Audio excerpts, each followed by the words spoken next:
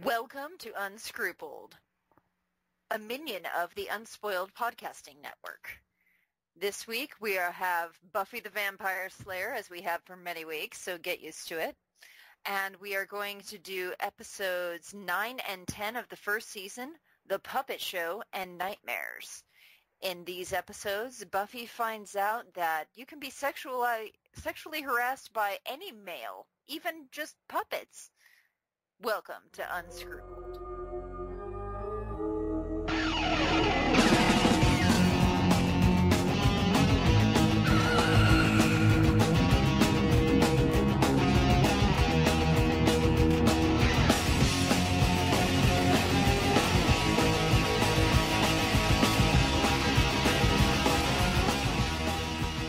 All right, so what did you think of this? I think, who the fuck are you? I am bitches, and who the fuck are you? And I am money, and I have not seen this before, and right about now I'm starting to wonder how this show got renewed. Because, how did anyone get through this? I didn't hate it, but there was nothing driving me to pick up my remote and go to the next episode. I don't understand how anyone kept going before there was the Netflix. I'm just going to keep playing until we ask you if you're dead. Well, remember what TV was like back then? I mean, it's this or Full House. And at least, as far as I know, no one on this show is like a convicted sex offender. Okay. Well, yeah. The puppet kind of is. So. Well, yeah, but he's fictional. He's not a real boy. Yeah, these two episodes were just a lot going on. I really felt... I want to give Joss Wheadon the benefit of the doubt that he wanted several episode arcs for these storylines, but they just didn't come together because they felt really rushed. Yeah, a bit. I felt like these two episodes just didn't have the depth that I want out of my television. Yeah, that rushed is a good way to put it. So yeah. Not my favorite, but can you see how they're starting to have twists and things? Yeah, I am getting that, how Whedon is starting to play with the tropes that we're used to. He's not gone full Whedon yet. He hasn't found his kind of solid ground to stand on and where he excels yet, but I can feel him sort of probing and looking for things he's good at here. Okay, that's fair. And so let's start with the puppet show. And first, give me your overall. What's your impression of the puppet show, shall we? Well, I thought it was bullshit for most of the way through. There was, although I have to say, I really feel the Giles doing. And now, is Giles his first name or his last name? Giles is his last name. That's stupid, because Giles is the most British first name you could ever have. No, actually, his first name tops it. It's Rupert. No, I've... Rupert Giles. Yeah, I remember that in last episode. I was like, why the fuck does she keep calling him Rupert? Did she get the wrong script? Did she forget her lines? No, a boy has a name. Yeah, so Giles is in charge of the play because I'm assuming their drama teacher either got eaten or turned into a vampire or shot into space at some point, because these are things that happen in Sunnydale. I think what happened is they wanted him to do more to collect his paycheck, so they decided to punish him. That's totally fair, because the library is the size of my living room. It really is, and it's got 12 books that aren't about demons in it. I mean, seriously, if anyone had a bio test, they'd be fucked. Yeah, I get the feeling there's not a whole lot of rigor in this school. No. Well, it's a California public school. I know you didn't meet me till college, but let me just tell you, it's bad. It's bad, dude. It's so bad. So let's dive in. So there's a talent show going on, and Buffy and Zander and Willow are sitting next to Giles and being chummy and throwing shade at the stage. Mad shade. They are, and I kind of was on the principal's side here. As much as I was one of this crew in high school, like, I was also shitty in high school. Yeah. So, like, And you as kids the are being principal was shitty, saying that. and the principal is going to like, you know what? I'm tired of your above-it-all bullshit. You're going to do something that you don't like to do. Yep. Yeah, he was absolutely right. And, by the way, if I notice you leaving school in the middle of the day, I'm going to give you shit about that too, because I'm an adult. And yeah, he does it in, he uses a mean tone of voice, but yeah, he's not wrong. And that's a little hard for them to deal with. Let's see, are you a Star Trek guy? Did you ever watch Star Trek? I've seen like 2 or 3 episodes, but I couldn't get into it. So Okay, so yeah, for all you listeners that do give a damn about Star Trek, it's important to note that the principal is the same actor that plays Quark on DS9. So now you can see him as not a Ferengi. I don't know what any of those words mean. Okay, you don't have to. Just, blah, blah, blah, blah, nerd stuff. Anyway, so someone's going to find that really interesting, and they're going to go back and watch these episodes. Okay. Is he the thing with the big ears that I saw in the commercials? Yeah, the thing with the big ears. Is he a shapeshifter? No. Shapeshifters are something else. Shapeshifter goo. I remember that. Well, they can be goo, but a lot of the time they're not goo. All right. I am losing a lot of nerd cred today. You really are. I'm going to take away your pocket protector. I don't even have a pocket. I have a bag. You know why? Because fuck gender. It's true. All right. So, yeah. So we have a Cordelia sighting. Yes. And boy, can she not sing. She cannot sing, and she cannot act, and she cannot be a mean girl. Cordelia just drives me so fucking insane, and not because of the character, but just the writers can't seem to figure out what they're doing with her. I mean, in one episode, she's being a complete and total asshole to Buffy, and I'm like, okay, Buffy, you offered an invitation to be in the fashion club. She said no, so that means it's a scorched earth. But then in the next episode, she's like, we have a history test today, like nothing's different. And I just, oh my God, settle on something, people. Well, high school relationships do ebb and flow to a certain extent. I was searching for a period joke, but I couldn't pull it out, so sorry. Okay. Yeah, but no, I totally had people who, like, one day would torture me, and then they'd realize that they needed me because I was the smart kid, or I, had something I wanted, and they would totally be my friend for a week. They were terrible people for doing that, but, in a drought, any water is life-saving. So the gist of this first part of the episode is that some poor girl goes into the locker room and screams into the camera, and then they find her body, and her heart's been torn out. Yeah, pretty much. And they don't even bother to, like, do an announcement at school or have a grief counselor, because just so much fucked up shit happens at this school that they're like, yeah, I wonder if, like, if the vampires are, like, giving money to the school district, and this is their feeding ground, and the school district just keeps it under wraps for them. Not a bad impulse, but I mean, I like where your head's at, but I don't think that's what's going on. Okay. So yes, there's this, and this last episode, like, I noticed it in the last episode, but I didn't mention it because we were having such a good time with Owen that, in the computer demon, that's the first time where we have actually lost a high school student since meth. Yeah. Hey, go us! Not killing the high school students. Woo. Yeah, so I thought there was some kind of rule that, like, maybe we can't kill the teenagers because, Scream had just come out, so maybe they thought that was a little overdone as killing the high schoolers. Or maybe they're just a little too young. They're only 16. They're not fully, like, a lot of them haven't hit puberty. Maybe that's too young across the kids' side of it. Maybe. Or maybe they just decided to lay off with the needless deaths for a while. Oh, there was plenty of needless deaths. They just weren't children. So. Fair enough. So, sorry, we're getting, like, there, so there's a fucking puppet and a guy. I forget that guy's name. He's Guy. I forget his name too. Wait, I could totally be looking this up. Like, Is it Noah? It might have been Noah. I think that seems like greatest love of all. Morgan.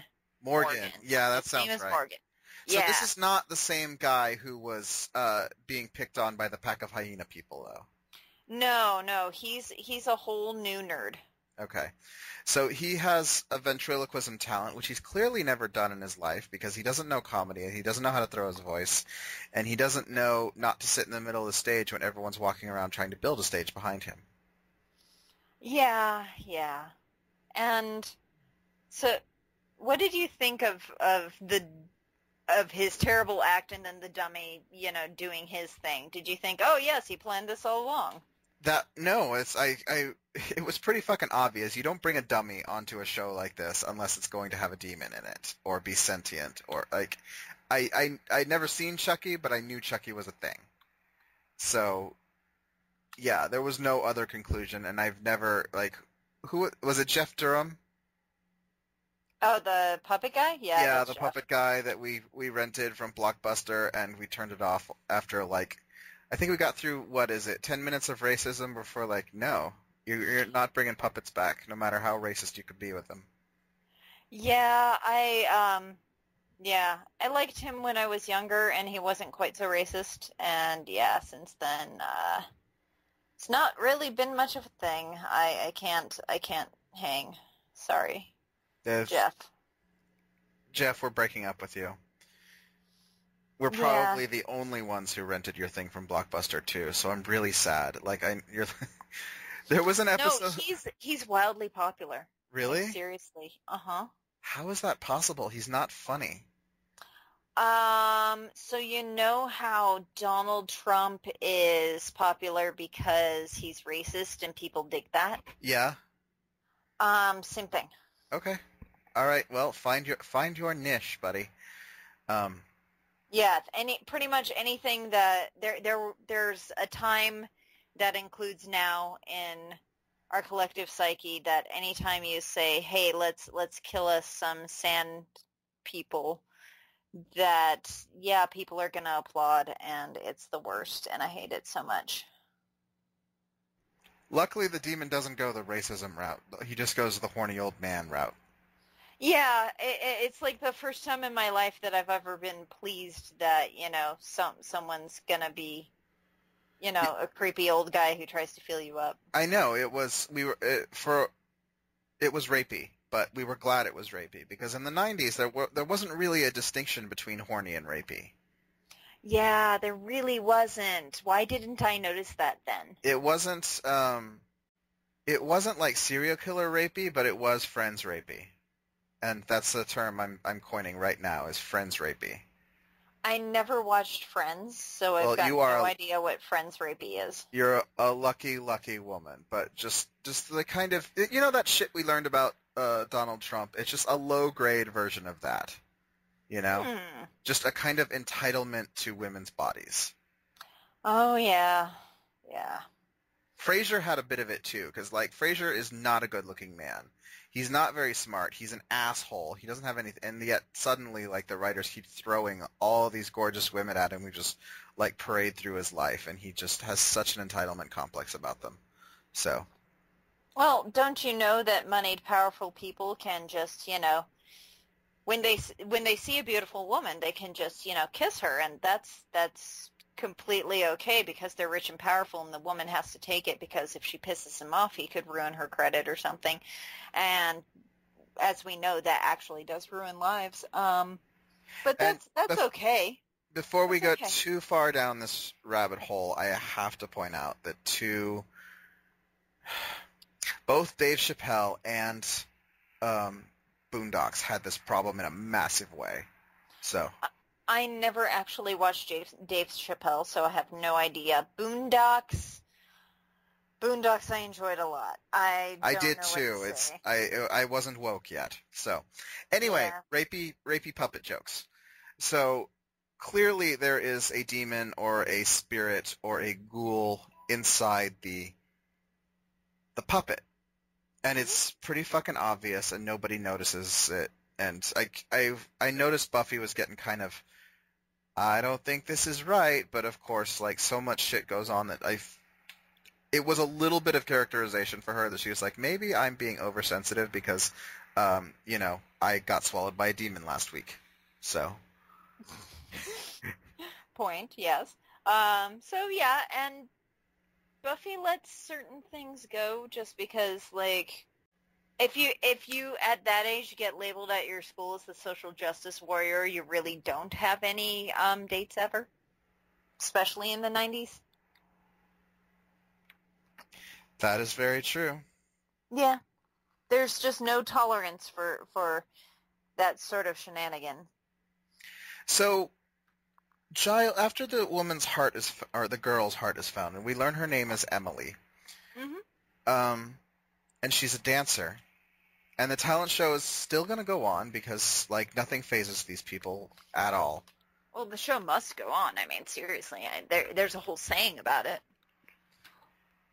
So Giles starts doing his research, and I really want an answer to this. Why are there so many books about not just, like, demons and vampires and stuff, but specific demons and vampires? Like, why is there some kind of why is there a book on Earl the Demon specifically? Yes. Like, is there another brand of watcher whose job it is to kind of, like, do the puff pieces on supernatural beings and write what they're up to and publish them as books like we do with fucking celebrities and shit? I already told you, all watchers have to write a thesis to get out of watcher school, and they always write their thesis on, different kind of demons and vampires. So there really is that thing. There's watchers writing, doing lots and lots of research on specific demons and writing entire, bios about them. And look how handy it comes in. It does. It's very Deus Ex Machina because it's just like the book on Angel. Like, Angel's been wandering around for 400 years, and then, like, in the last 80 years since he came to the States, he hasn't killed anyone. So yeah, there have been enough watchers doing enough theses on Angel, and then another one does another thesis on Angel afterward. Because I'm assuming they're not very long-lived. They're just, like, regular human Yeah, they're beings. regular people. Yeah, and so, like, how many Watchers have there been? I thought there was only, like, one Slayer. I assumed that meant there was only one Watcher. Oh, you sweet summer child. I'm going to leave off this conversation for a few episodes until some things go down. And then you will find out that I will say there is more than one Watcher. Okay. Yeah, it's not like there can be only one. All right. Well, I guess we're just going to have to go with that assumption. So there's a book that says that there are 6 demons and they need hearts and brains to, like, live another 1,000 years or something like that. Or is it just another lifetime? There's 7 demons. Sid the puppet killed 6 of them. Not always as a puppet. Most of the time he was a dude. But I don't remember how long they get to live if they get corporeal form back, but it's a while. Long enough that it's worth it for him to harvest a heart and a brain. Okay. Yeah. And, okay, so you said the thing about how, like, it's no big deal that this girl was killed, but, like, you saw Zander's reaction of his just absolute abject horror and him saying over again and over again, I hate this school. I hate this school. And but he's the only one. I feel like they get to have, like, one person have a freak out for every death. Okay. And this time it was Zander's turn. Okay. Well, poor Emily is dead, and something took her heart. And everyone suspects it is either Morgan or the puppet. And yeah. Well, they're mad creepy. Puppets are creepy as shit. Like Buffy is not wrong about that. I don't even remember this episode as well because with the second episode, like so much happened here that I Okay. remember them getting to like there was a fight between them. Why is she? Oh, that's right. She went down into the basement and she finds Morgan's body. Yeah, And without a brain. well, we don't see that, so we only see his body. We don't even see any blood. And I assumed later when they said like, well, maybe they. Oh yeah, they find his brain too. Never mind. So They find his brain later, but for a while they assume that, they assume that the demon got what he wanted, but they also think that the puppet's still the demon. And then Buffy confronts the puppet and finds out that nope, not the demon even a little bit. Nope. yeah, it's not after she gets trapped by the chandelier, which I was kind of like, can't you just use your Slayer strength to kind of bat it away? You would think that, but repeat to No, yourself. instead she gets trapped in the most inconvenient BDSM scene ever. Well, they need her to lose sometimes so that she can wake up and have someone monologue at her.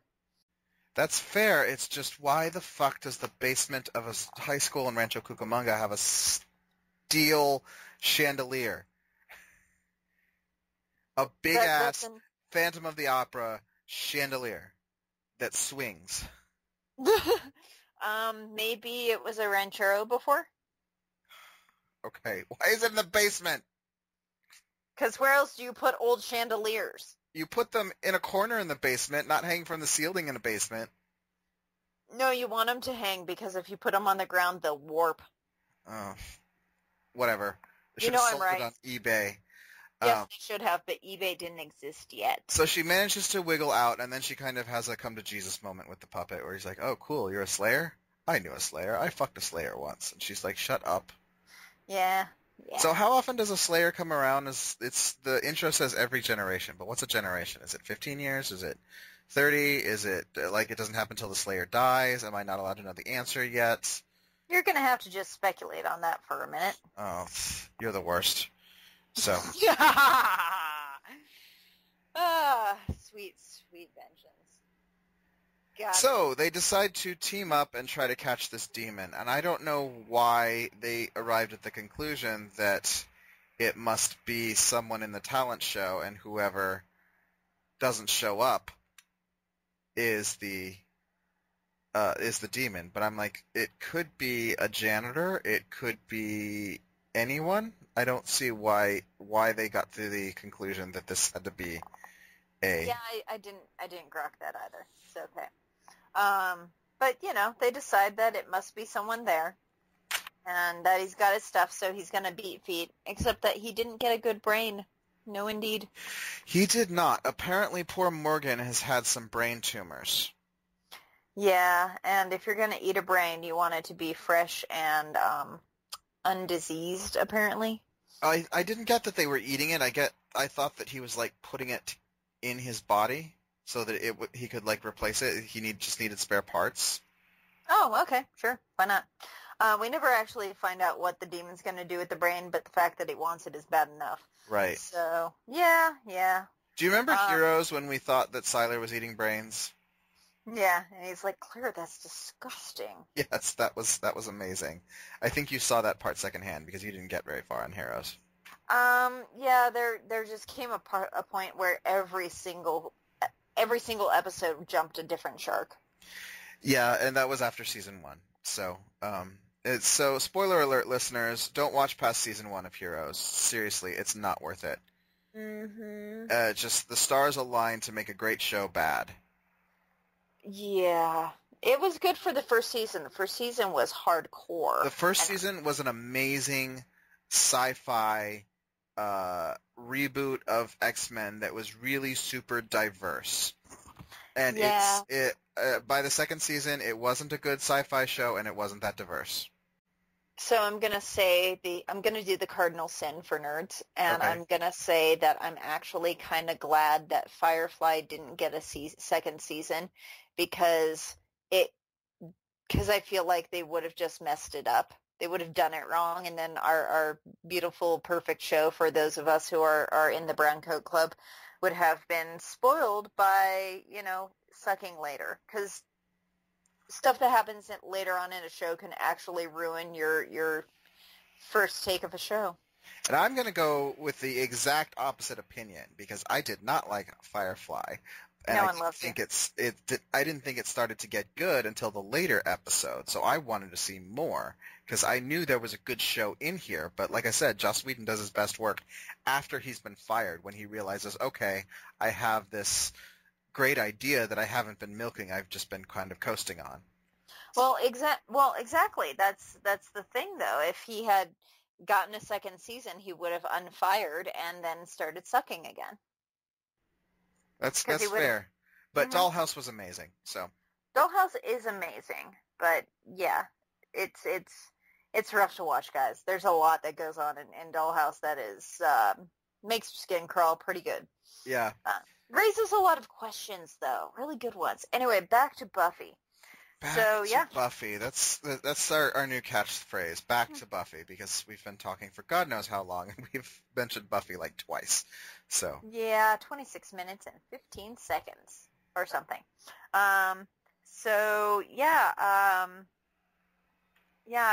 They figure out that, okay, the brain was bad, so the demon's still here somewhere, and they're like, okay, who's the next smartest person in school? Oh, Willow. And then they're like, wait a minute, we know someone who's smart. And meanwhile, poor Giles has already been captured by the demon, because that's his thing. He gets captured a fair bit in this first season. So there's a student in this school who has built a fully functioning guillotine and is showing it off for the talent show. And no one asks any questions. Yeah, that would not have flown in my school. Yeah, At my school, I'm pretty sure they would have been like, so I hate to break it to you, buddy, but that qualifies as a weapon. And we don't even let you people wear hats, much less have a weapon. So you're gonna have to meet me in the principal's office and be expelled for a while. Exactly. But yeah, so Buffy is sitting in the catwalk shooting the shit with Puppet. Did we ever get a name for him? Sid, okay. Yeah, because he's got a nice, masculine 1920s name. So, long story short, Sid, the doll from the 20s, and they go to save Giles. What I wanted to mention was the last Slayer was Korean, which I thought was actually pretty cool. I'm not entirely certain that was the last Slayer. Well, he said it was like in the 30s, right? Yeah. So I assume she would have died right about now. So they also mentioned that Slayer lifespans aren't exactly long a lot of the time. Is it because they just peter out, or is it because they tend to get eaten by vampires? That's a question for a different day. Fine. Yeah, I'm so mean. I love it. But yeah, there's no one's ever put out a Slayer timeline that I found online where it, says, Slayer Jill lasted from 1846 to 1852. Slayer, because, you become a Slayer when you rise, right? You rise as a Slayer when you're in your teenhood sometimes. It's very X-Man-y. Yeah, but something triggers that. So, we'll find out. Anyway, moving right along.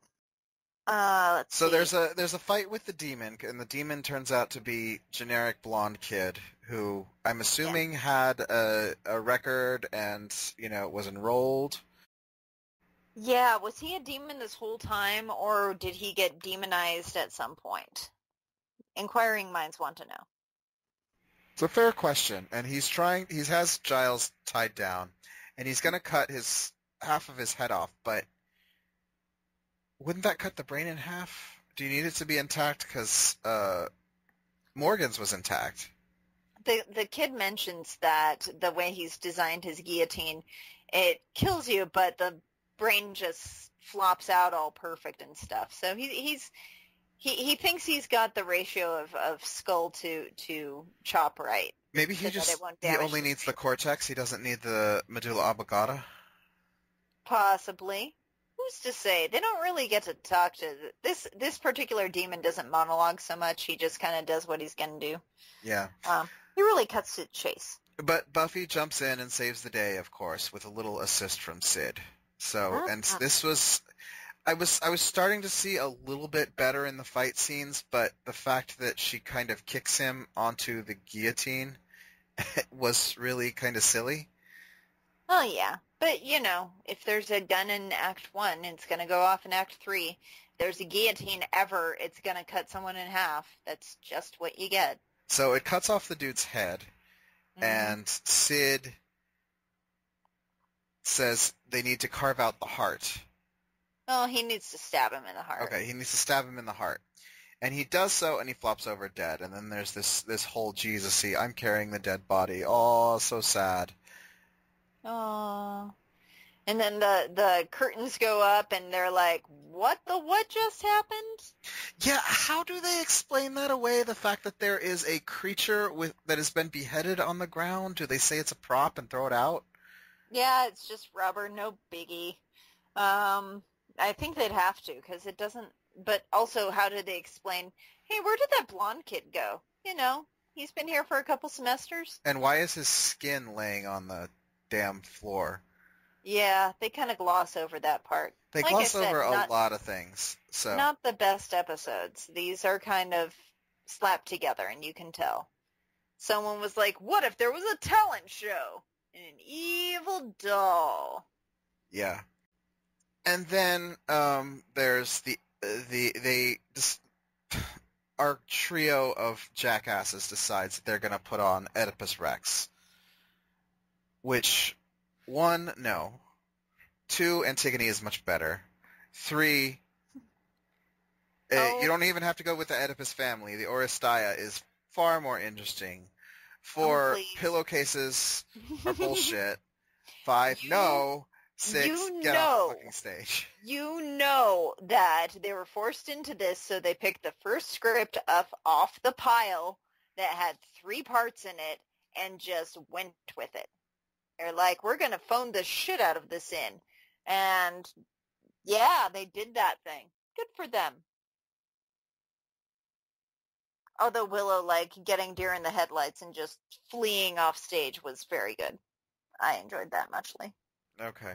But that's me. I kind of want to pick up my classics and just to, cleanse for that. Because I actually did take a class on the classics when I was 20. So. Okay.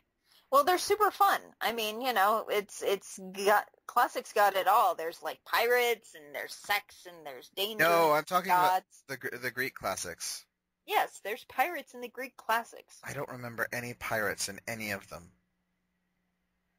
You didn't read the Odyssey? The Odyssey is not what I'm talking about. I'm talking about the classic playwrights. Not Homer is a lot. It's 1,000 years before that. Fine. I did not take the classics, can you tell? Yeah. Anyway. So, okay. Sorry, digression, which we do a lot. Hey guys, I actually know the ancient Greek plays, and that was Aeschylus they were reading. So Hooray! yes, that's the end of that episode, and it's just such a nothing episode. I legitimately, after watching this Nightmares, I forgot what the first one was about. So this is, I get it. This is the filler part where you're gearing up for the season finale, and you want to not give them anything too hard to choke on, but. Yeah, which is why I did this as a twofer instead of just a standalone episode, because I knew there was not going to be much to say about this. Yeah, there kind of wasn't. And the next one was just such a mess. Yeah, it really is. I didn't really understand what was going on. So it starts with that girl getting attacked by that giant pig vampire. Well, yeah, I mean. So apparently there's a big vampire, and it's not a vampire, it's a dream. Yeah. Am I getting that right? So, like, I Yeah, don't... he didn't even have vamp face exactly. He was just super ugly. Okay. And pig-like, and a big dude that has a weird arm and like wanting to hit people and stuff. He was just kind of a rampaging thing. Not even a vampire, just a rampaging thing that's going around beating the crap out of stuff. Mm-hmm. Mm-hmm.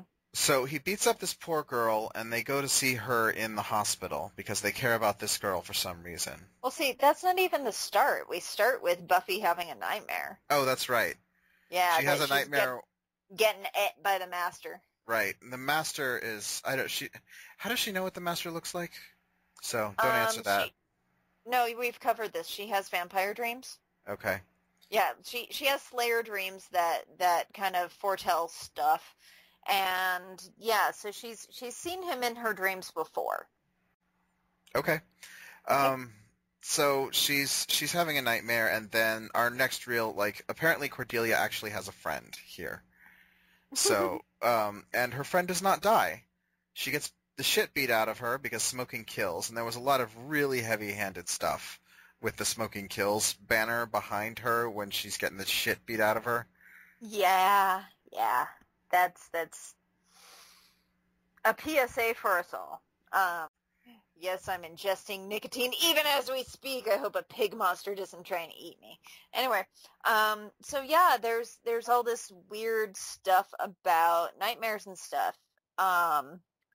And Buffy's super, super stoked because her dad's coming for his dad weekend. Oh, God, that was so fucking...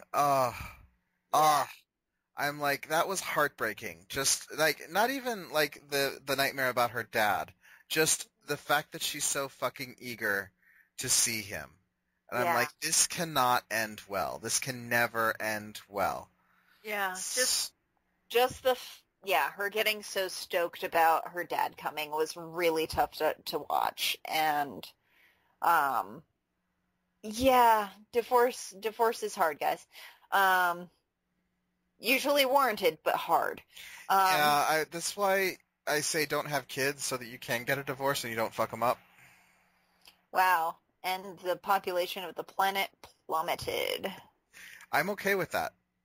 Yeah, we could stand to not breed so heavily for a while. But, people are going to do what they're going to do. But, yeah, so she's super excited about that. But they go to school, and suddenly everyone's nightmares are coming through. Yeah, so let's try and list off the nightmares. Let's start with Cordelia. Bad hair. Cordelia has had bad hair, and I have these fucking nightmares constantly. Because there is nothing more scary than, you can't tame your hair, and it usually goes a step further, and a big chunk of it falls out. Ooh, that's like when your teeth fall out in a dream. That's about, like, control and fear and anxiety. And right. Anxiety dreams just fucking suck. And then... Oh, my God, yeah. We have some more... The chess club, she's getting chess raped. I mean, they're dragging her into the chess club. She's like, no, I hate chess club. Did you see her outfit, too? Yes, I did. Yeah, she could have been handing out watchtowers at the mall. It was pretty bad. Oh my God! I'm usually the one with the outfit shade going on. Even I saw how bad that was. Like, yeah, it was bad, guys. And yeah, so there's Cordelia doing that. There's spiders everywhere. And that poor guy with the spiders who has nightmares about spiders because his little brother killed his spiders. You know what it reminds me of? It's the have you seen that oatmeal comic about the guy who has his hamster? No. Okay, so he puts his hamster in the microwave, and his parents punished him. Because he wants to dry him out, right? No, he's just being a cruel little shit. And then, he goes to college. He studies biology. He joins Greenpeace. He saves some whales. He opens an animal shelter and a veterinary clinic, and he has a wife and kid. And then one day he dies, and he's beloved by everyone. And he's mourned, and there's a thing in the paper where it says local animal lover dies. Mm-hmm. And then it shows him in hell getting roasted by hamsters. Oh, yeah. So yeah, that seems legit. Yeah, there's some things you just cannot erase. yeah, and this poor guy. I mean, I felt bad for him. One, because if you're gonna have the earring and the long hair, you need just a tiny bit of facial hair because you kind of looked a little androgynous there, buddy. And like, you can do the genderqueer thing here in 2016, but in Rancho Cucamonga in 1997, you couldn't. Yeah, that'll get your ass kicked. Yeah. In a big way. But now he'd be so pretty. I know he would. He'd be a fucking hipster today. Well, no, It's true. not a hipster. He'd be a No, hipsters have man buns and beards. yeah. Anyway, he would do very well now. Mm-hmm. Yep, he'd be so pretty. As long as he doesn't put on a fedora. Oh God, a fedora would be fine, but a Truvy or Truby or whatever, Trilby. Oh my God. Okay, people, the difference between one hat and the other is the brim width. 2 inches or like more, and you got yourself a fedora. But if it is 1 inch or less, you are in douche hat territory, my friends. Those are hats that were originally made to be feminine versions of a fedora, and they're girly hats.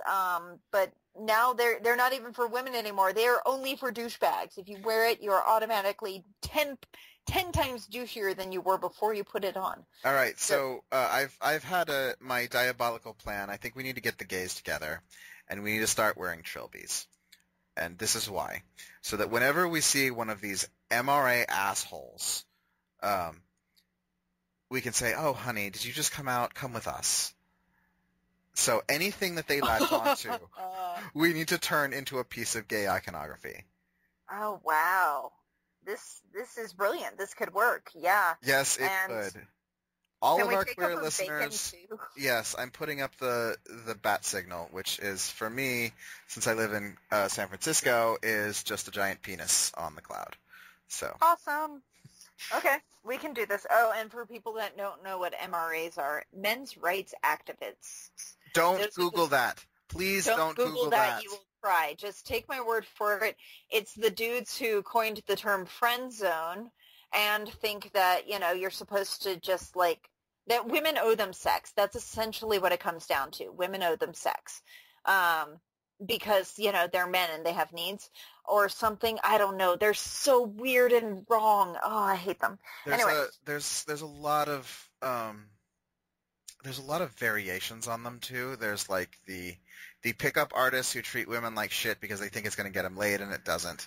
There's the MGTOWs that stands for men going their own way, which means like, well, I'm just going to opt out of this whole relationship and sex and have my own thing. But all they really do is go on Reddit and bitch about women. And then... Because they don't know why they can't get laid since they're not willing to emotionally bond with anyone with a vagina. Why won't they go away? That's what it's right in the title, but they won't do it, But then there's the worst of the worst, and that is the red pillars, and those are the terrorists in waiting. So okay, wait. Explain the red pillars because I don't know that one. Okay, so there's a it's subreddit a Matrix thing, called right? Yeah, a subreddit called the Red Pill, where they just say that women have taken over the world and they call each other cucks, and it's a lot of really violent, really terrible rhetoric, and I'm just shocked that it hasn't been fucking rated for that guy who shot up his college a couple years back was a red pillar. Santa Monica guy. Yeah, he there was weird. They're the ones who call people cucks, although that's spread to the rest of the alt-right. But is that a cuckold thing? Here's the thing about calling someone a cuck is that, one, the cuckold fetish is severely racialized. Like, most of the cuckold porn you can find is a white woman cheating on her white husband with a black man. Mm-hmm.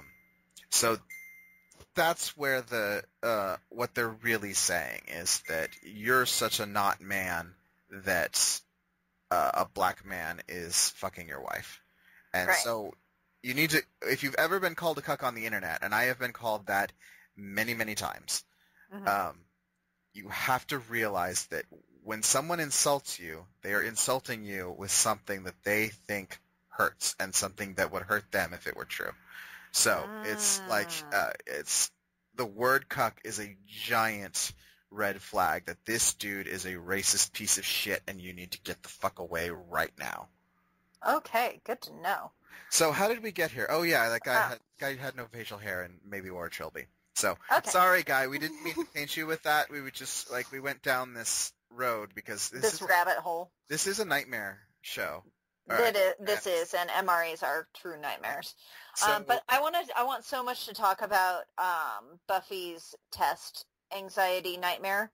I have had this nightmare so many times where somehow, inexplicably, I'm back in high school, even though I know in my heart I'm in my 30s, but somehow I have to go back to high school, and it's like almost all the way through the year, and I know that I have a schedule, but I don't know where any of my classes are or what order they're in, and I know that I'm in a lot of trouble because I've got a history test right now, and I can't find it, and I haven't been to any of the classes until now. I don't know the material, and yes, I have had this exact nightmare, and I always wake up in a cold sweat. Like, it is the most stress, like, I would rather zombies chase me than have the test nightmare. Yeah, I still have those. How the fuck do I still have them? Like, I'm still in high school or I'm still in undergrad. And sometimes Heather is my professor. Do you remember Heather? Heather, which She Heather? was the women's studies professor at UConn that we hung out with. I think we went to her house for Thanksgiving once. Okay. I remember vaguely. But yeah. So, someone you were actually friends with, so therefore do not want to disappoint. Exactly. It made it so much worse. But yeah, and I didn't put it together until just now that she hasn't been to class because it's a nightmare. I thought she hasn't been to class because she's been hanging out with Giles in the library, and I was like, Giles, you need to pull some strings, and you need to get Buffy as a library aide, period, so that you guys can do this without her cutting class all the time. Yeah. But no, she goes to her classes because, you get in trouble when you don't go to your classes. And it's a closed campus. Where the fuck is she going to go? Although they do cut class and leave campus quite a bit. But still, she does go to class. It was, just a horrible nightmare that I feel like is kind of universal for anyone who grew up in American school systems. So listeners, if you've had that nightmare, make sure to let us know because I think everybody does. But that's just one of Buffy's nightmares, and I kind of wanted to save hers for last because so many other, we have Zander who suddenly is naked, and then he's also, he finds an abandoned wing of the high school with candy. It's full of candy. Do you know what else it's full of, which was really fucking weird that nobody mentioned it? There were spray-painted swastikas. Ooh, I did not notice that. I'm going to have to go back. Listeners, did I hallucinate that? Because there was one in red and one in black, and I'm like, oh, this is not going to be good. This show is about to go someplace where I'm going to throw up. No, they didn't go there. They just pretended it wasn't a thing. And I'm like, really? Yeah, I'm pretty sure that would be in Willow's nightmare. Is Willow Jewish? Yeah, Willow Rosenberg. Oh, yeah, I caught that because she was... Yeah, well... Yeah, she's super Jewy. And yeah, I just said that. That's all right. I can say Jewy? Is no, that a thing? No, I can't. For this one fraction, but... Okay, I'll never say it again. I apologize, all people who are Jewish or of Jewish descent. I won't do that again. So, it's not the worst thing you can say. It's just... It's just kind of not, yeah. Good point. If you're trying to be funny about it, we prefer it's Jewish, Yeah. Mm-hmm. That's funnier. So. Okay. Yeah. So that's what's going on with Zander. Why the fuck is Willow? She must be on Madame Butterfly because I have no other reason for her to be in a fucking kimono. Yeah. It got real close to some cultural appropriation there. But that cultural appropriation was all Puccini did. That's very fair. Yeah, and that wasn't that wasn't what he was doing at the time. He just like, liked other cultures and wanted to explore them with his art. He even had, he had an opera called Girl of the Golden West that was all about like, saloon life, and he had never been to America. So, I mean, he just like picked anything that he thought was cool. So yeah, I'm pretty sure it was Madame Butterfly, because I really cannot think of any other opera that is sung in Italian that would put you in a kimono. And yeah, poor Willow. She really does hate the stage. Yeah, and this is the second time in 2 weeks she's had to be on the stage, which is fucking terrible. Yeah, I feel like both of these shows were about nightmares, because, creepy dolls are pretty nightmarish. So, so Willow has that. That's really her only nightmare scene. I forget what Giles... Oh, Giles has one that Buffy's dead, right? Sort of. And also that he can't read. Yes, that would be a major nightmare. Oh my god. But you have an Audible subscription, so you'd be fine. So would I. Yeah, but I wouldn't be able to use my phone. That's fair. Yeah, seriously, the iPhone is probably the best thing to happen to literacy since the Gutenberg Bible. Okay, the smartphone, not the iPhone. Oh, fine, the smartphone, whatever. And I would actually go further and say, like, further back in time and say texting was the biggest thing that happened to literacy, so. I kind of think texting might be the best thing to happen to, how can I phrase this? The worst thing to happen is spelling? I don't know. People don't write in words on texting anymore. I am totally okay with this because contractions were invented somehow. So, anyway, let's not go any further on this tangent because we're going to be old. Yes. Because I cannot text with my teenage cousins anymore because they don't write words. They write in these weird acronyms that I don't understand. Get off my lawn. Off it. And why are you playing that noise? If you're hippity hop and you're okay, so Buffy's nightmares are kind of the worst. She has the thing, and then she's already had the master taking her, and then she has the buried alive by the master, and then she's a vampire, which is like a cascade of bullshit that poor Buffy has to deal with.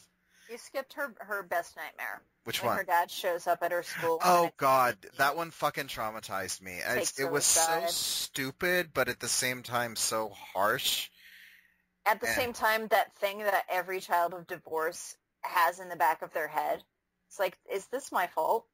Did mommy and daddy break up because of me? Okay. I'm not a child of divorce. I'm not either, but all of my cousins are, and... yeah, they all thought that. They're like, if I was just better, if I was a better kid, Daddy would have stayed. And it fucked them up for years until they finally got to the point where they really got to know their dads, and they're like, nah, he just didn't love her anymore. Or, he was just going through a midlife crisis because he immediately bought a sports car and got a girlfriend who was 10 years younger than him. Or, no, dad's just an asshole, and I accept that. But, yeah, when you're 9, you think, oh, God, this has got to be because of me. Because you think the world revolves around you because you're 9. And it's not much different for 16. Like, oh, man, what if, and you tell yourself it's not true, but then, dad comes along and says, oh, by the way, I left because you suck. God, that's hard. That's so hard. Yeah. I'm shocked. That was pretty rough. And I'm kind of mad at the showrunner or the writers, because, like, something that powerful, I don't think belongs in an episode this lame, haphazard. Yeah. So I get what they were trying to do, but this one really needed to be a 2-episode arc to have the kind of gravitas, because it's trying to get us with a couple sucker punches. It's got the silly nightmares and the buried alive. I'm sure they probably should have put a trigger warning on that one, but the kid and then Buffy dealing with her dad were some really harsh stuff that it wasn't earned. It felt more like a cheat code, Okay. Yeah. Yeah, it because they were just so poorly done. This entire episode was just poorly done, and we recognize that, which is why we don't acknowledge the first season of Buffy. Right. So the cause of this kid has been in a coma. Yeah. Right. And I don't understand why he has the power to make everyone's nightmares come true. Because sometimes kids are creepy powerful, and sometimes you live on a hellmouth, and that, expands their powers or multiplies it in some way. It's the pretty much if someone has a little bit of shining or a little bit of magic or a little bit of something, it's going to be exponentially more powerful on this convergence of mystical energy. Okay. All right. So and the episode ends when she fights the big giant pig-faced dude. Yeah, as vampire face Buffy. Yeah. I thought that I kind of liked that. I did like vampire face Buffy. I kind of want to see more of that. I mean, just the only I've always thought the vampire faces are kind of gross and dumb. The only two that I've actually enjoyed were Darla and Buffy. And okay. Darla's pushing it. So Buffy's was actually pretty cool. Okay. Was it cool because it's Buffy, or was it cool because you just liked the design? It was cool because it was Buffy and someone that I have been praising her makeup skills this entire time, and seeing something different with it was it felt a little different for her too. So for both of those reasons. Okay, seems legit.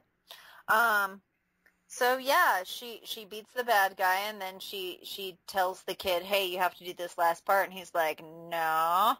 And they encourage him, and then he goes and he takes the dude's face off, and we don't get to see what the dude looks like underneath. And the boy wakes up. Oh, it's so good. And immediately, as soon as he's waking up, who should come along but his Little League coach? Aww. Yeah. He likes to check up on his little lucky 19. And then, and Buffy gives him some the dirtiest look ever. And I think Zander just grabs his ass, just nope. Yeah, that was another twist that I didn't feel was really earned. The coach has brained this little kid for fucking up, and I feel like the abuse has probably been going on a lot longer than just this particular attack, and I feel like most of the abuse was not physical in that way. Okay. Were they related in some way, or was he just a dick to this one particular kid? He's just the Little League coach. No, they do a lot of hinting without ever coming outright saying it that this guy has been molesting the kid. Okay. Yeah, because he's I did not pick up with that, and I'm glad I didn't. Yeah, he's used to running and hiding from the guy. I'm glad I did because, like I said, the gravitas of something like that is not earned in this episode. Exactly. I think that's why they backed off of it, that, they couldn't go there. And, yeah, the guy's just so pissed off about the Little League game that he breaks his favorite toy. Oh, God. Yeah, like I said, there's nothing in the episode to really support that theory, but that was an impression I got every time I watched this episode. And yeah, if anyone thinks I'm full of shit, feel free to say so. But if anyone gets it too, back me up here, folks. It makes sense. It's just it's so tonally dissonant. But then again, this entire episode was fucking tonal dissonance. So. Yep. It's. I think the only redeeming moment of the show was when Zander punches out the clown. I really liked that. That was good for me, but I hate clowns. Did you see someone, Stephen King made a tweet about, he said, not all clowns are bad. The idea of a clown is to entertain children. And then someone tweeted back at him, Stephen King, you are the reason people have this phobia. Shut the fuck up. Yeah. Yes, it is absolutely 100% true. He did that to us. Yes. So those are our episodes, guys. And, yeah, I'm sorry that I was just not feeling these two. And no one feels these two. It's okay. It's okay to not like these because they're legitimately bad. And do you know what? Do you know what actually really angered me? I liked Buffy's outfit. Like I couldn't. It's not great, but it's fine. And but I can't read her to filth because it's fine. You know. Okay. Yeah. There isn't even anything to criticize in a fun way. That's how bad these are. Yeah, these were not good, and I'm sorry that this was probably not our most entertaining episode. But at the same time, I'm really pumped to be getting on to season 2 because everyone's saying how much more interesting it is, and I'm starting to see the germs of where the good parts are. Mm-hmm. So I'm hoping that that's where the good part of the show grows from. Yeah. Oh, don't get me wrong. There's some serious crap in season 2 too, but it's where it starts being a for real show that you want to keep watching and not this. Yes. Yeah.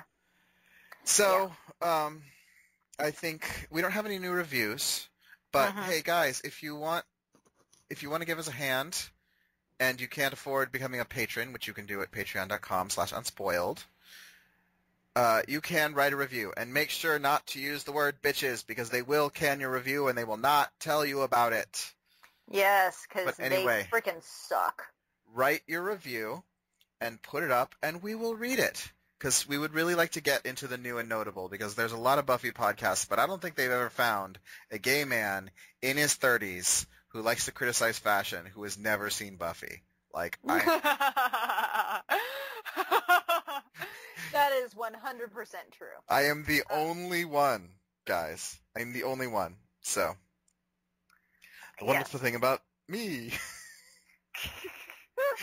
Is your tops are made out of rubber? I don't want to know. Don't tell me.